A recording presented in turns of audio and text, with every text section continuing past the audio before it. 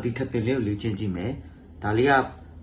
ဆရာချစ်စင်မှာအလှပြပြီးတော့တီးခဲ့ဖူးတယ်ပေါ့နော်အဲ့တော့ तू ကဘာမှမခက်ဘူးဒီမှာထပ်နှုတ်မှလည်းပြထားတယ်အဲ့လားလေးကြည့်ပြီးတစ်ချက်လိုက်ကြည့်ပေါ့နော်သူ့ရဲ့ sequence ကိုသိရင်ရပြီသူ့ရဲ့ sequence ကဒါပဲအဲ့ဒါပဲပေါ့နော်အဲ့တော့ထပ်နှုတ်ကအရန်ရှည်သွားမှာဆိုလို့တစ်ခေါက်စီပဲရေးပြထားတယ်အဲ့တစ်ခေါက်စီကို၄ခေါက်တီးမယ်အဲ့တော့ chord shape တစ်ခုမှာ၄ခါတီးမယ်နော်ဒါတစ်ခါနှစ်ခါသုံးခါ၄ခါအဲ့လိုမျိုးတီးမယ်နော်ပြီးနောက်တစ်ခုပြောင်းမယ်၄ခါ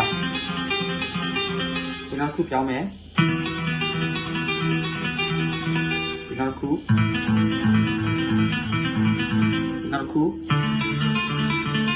အဲ့လိုမျိုးတီးမယ်ပေါ့နော်အဲ့တော့ဒါအရန်မြန်အရန်လှပါတယ်လေ့ကျင့်ရင်တော့အသက်နိုင်ဆုံးအနည်းဆုံးဖြစ်ဖြစ်ချင်းစီပဲလေ့ကျင့်ရမယ်တိကျစွာတက်ရက်စွာဖြစ်ဖို့လိုအပ်တယ်ပေါ့နော်